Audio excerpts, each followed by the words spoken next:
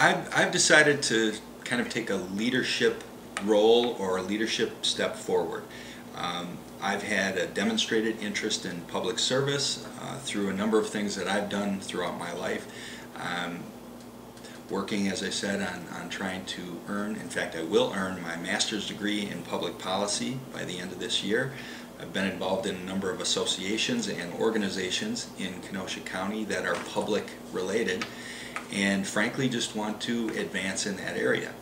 Now beyond that, I have a deep commitment to the residents of Bristol. I mean, the people that live there are essentially investors in that community, and the way I see it, we want to be able to take the community forward, but kind of at a controlled pace. I'm not suggesting that Bristol would want to become like a Chicago suburb.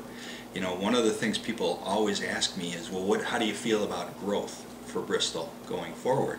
Well, the way I answer that is we have to very thoughtfully consider how, when, and why, and where we want to grow the community. Do we want residential growth? Do we want commercial growth, for example? One of the things that I'd really like to see us do in Bristol is be able to use existing space too. You know, there's vacant manufacturing buildings in the industrial park.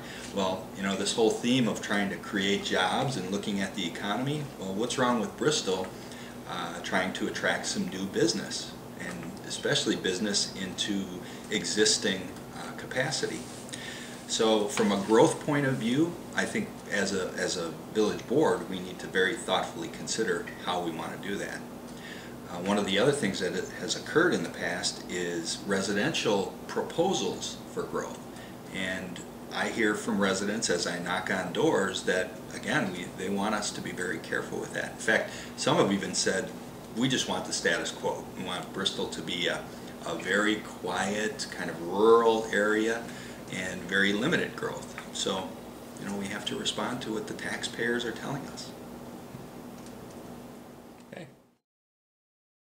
Well, we have tried over at least the last few years as a village board and even as a planning commission through the incorporation process to promise the residents of Bristol, number one, that we didn't want to raise their taxes.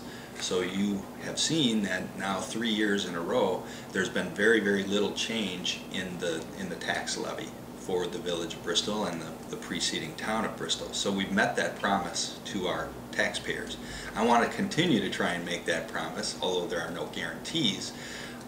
But as we operate on the village board level, that is our number one priority, is to try and minimize the impact on the budget. So number one in my mind is always going to be accountable to our taxpayers with regard to the budget.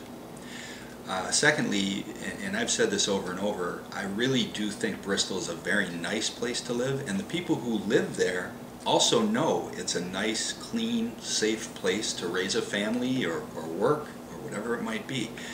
We want to make sure we maintain that quality of life standard that we've built in Bristol over the course of time.